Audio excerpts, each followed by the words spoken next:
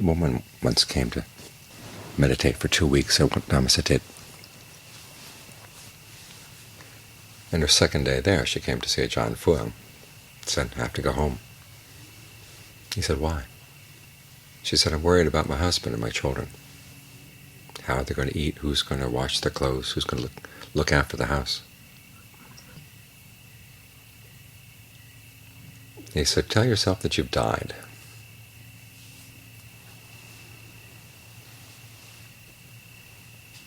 They'll have to be able to look after themselves one way or another. So every time that thought comes up, just remind yourself, I've already died. Can't go back.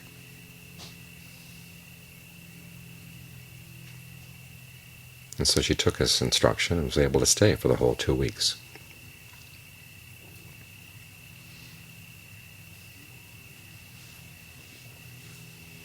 Of course, that lesson is immediately relevant to our staying here, away from the responsibilities of our work and our family.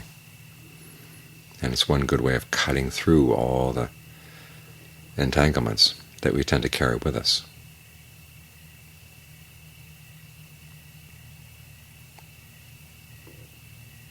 It's like a knife to cut right through them. To remind you that you've got to stay right here, and there's no use in worrying about your responsibilities outside. Afraid that the world can't get along without you. It'll do perfectly well, or perfectly horribly, whatever, but it's going to do its old world thing, whether you're there or not. Helps cut through your sense of self-importance and focuses you on the business that really needs to be done, is straightening out your own mind right here and now.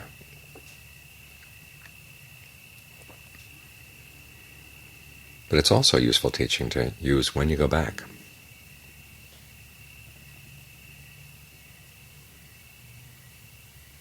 When issues come up that cause you worry and distress, just tell yourself, I'm already dead. Helps put the issue into perspective. And although on the surface it may sound morbid, it's actually not.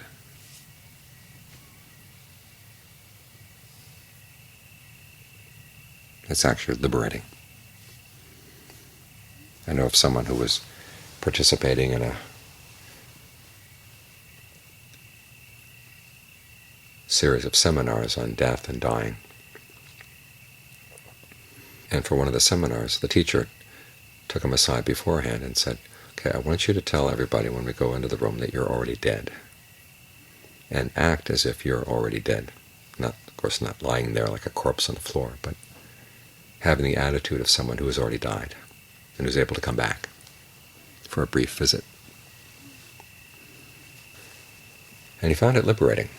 He could talk to people with a lot less concern about what they might think about him or what he could get out of them or their approval.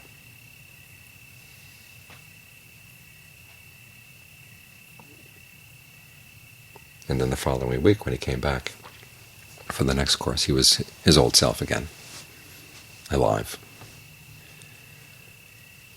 And one of the women in the course took him aside afterwards and said, you know, I liked you better when you were dead.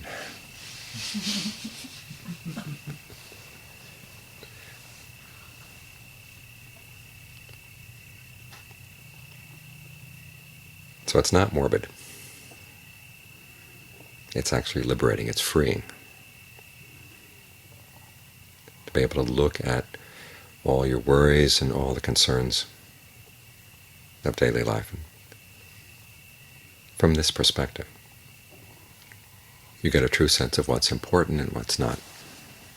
And you find yourself acting not out of worry for the future, but with that question, if I were to die tomorrow, what would I like to have said today? Or if I had a chance to come back after I was dead, what would I want to say to this person?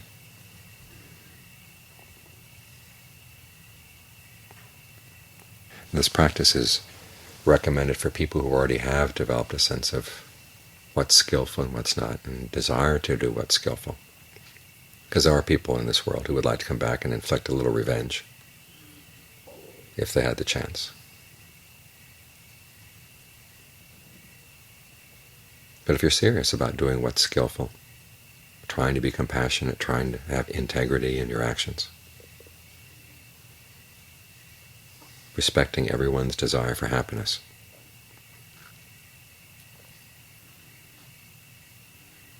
then this ability to think of death as not all that scary, but as a lifting of fears, and living your life in that with that perspective. If I were to die, now we're looking back on my life, looking back on today, what would I wish I had done today? What would I wish I had said today? Knowing that most of your ordinary worries and cares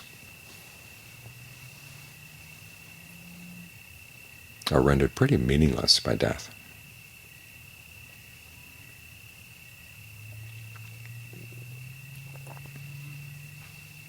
And then live your life from that perspective. Say the things you will have wished you had said. Do the things you will have wished you had done.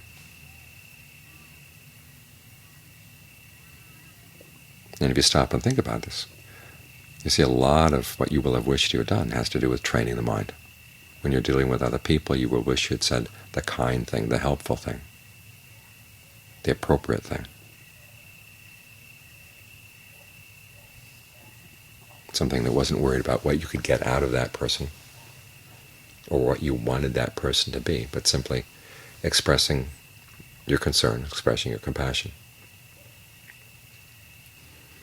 And looking at your own mind, what will you have wished to have done?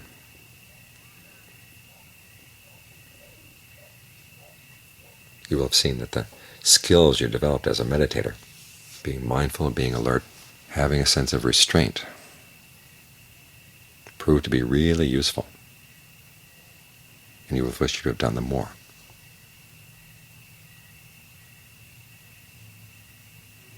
There's that story John Lee tells about an old woman who came to the monastery, and she saw one of the walking meditation paths was dirty. So she swept it and set out some water. Felt really good about it.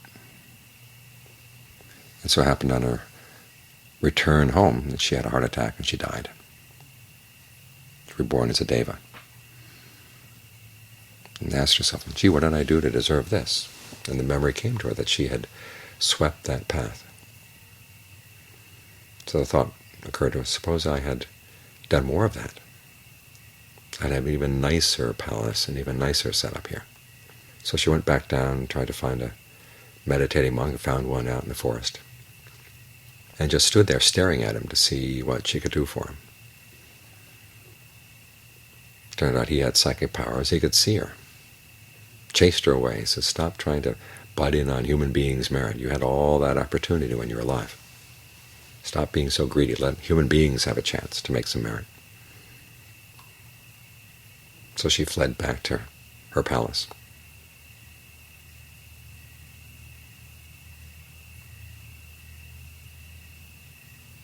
The lesson here being that when you have the chance to do good, do it.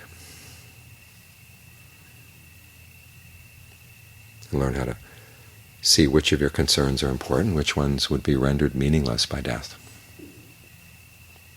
And remember, oh yeah, I am going to die. I don't have all the time in the world. I do have this moment. What's the best thing to do with this moment? How can I make the most of it?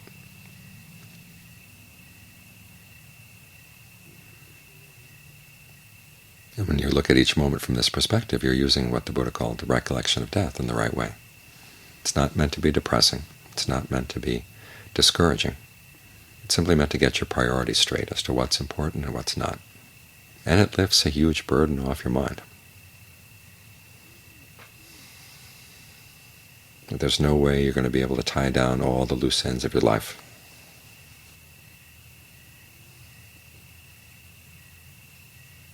All your outside affairs. But you do want to have developed as many skillful qualities in your mind as you can, because those are the things you take with you. Qualities that the Buddha calls noble treasures. Conviction in the Buddha's awakening and what it means for your life. In other words, he was able to find true happiness through his own efforts, developing qualities in his mind that you have in a potential form in your mind.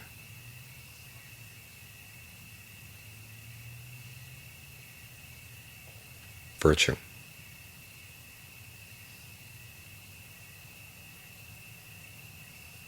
Being restrained in your actions, not harming yourself, not harming anybody else. Having a sense of shame and compunction. Shame here doesn't mean you're ashamed of yourself. You're just ashamed at the thought of doing something unskillful, that you know better. You're a better person than that. Why are you doing that? Compunction is a fear of the consequences that come when you act in a shoddy way. When the mind says, I don't care, gets irresponsible and apathetic, you don't listen to it. You realize your actions do have consequences, and you've met up with the consequences of unskillful actions in the past, and do you want more of those? Well, no. This is a healthy fear.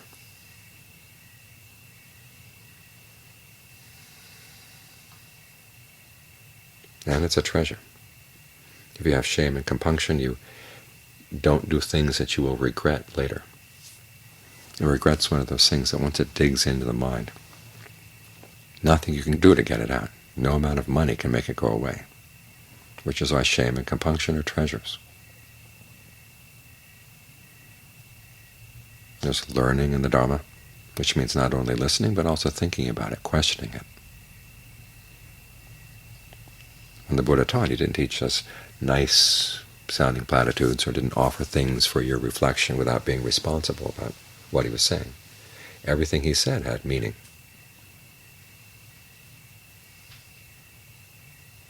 And he recommended that the monks question him on it. There's something they didn't understand. But you were doing him a favor if you question him right then and there. That was his attitude. So he's not here anymore, but you want to question his teachings. How do these things have meaning for my life? Ask yourself that question. Do your best to figure it out. And to put the teachings into practice. To test your understanding and refine it. To see what he really did mean about mindfulness, alertness, ardency. Another treasure is generosity.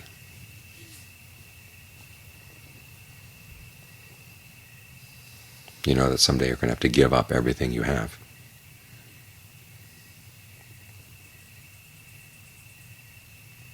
So before it's wrenched from your grasp, learn how to let it go. If you see something that you have and someone else could use it well, make a practice of giving it.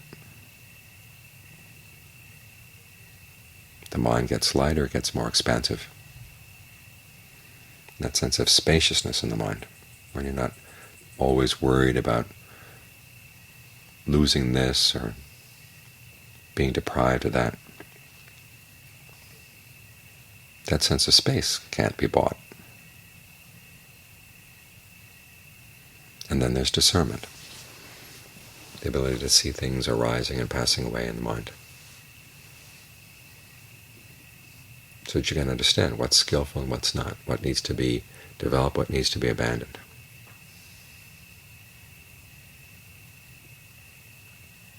All these things are treasures. And these are the things that stick with you, even after you die. So from that perspective, these are the things you should be focusing on.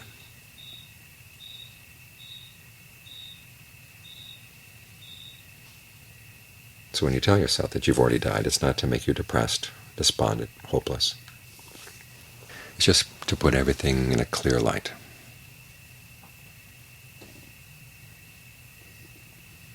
And the dispassion that comes from seeing things in that clear light is not depressing, it's liberating. There's a sense of relief. You've put down all your petty concerns. And you let yourself focus on the things that are really important.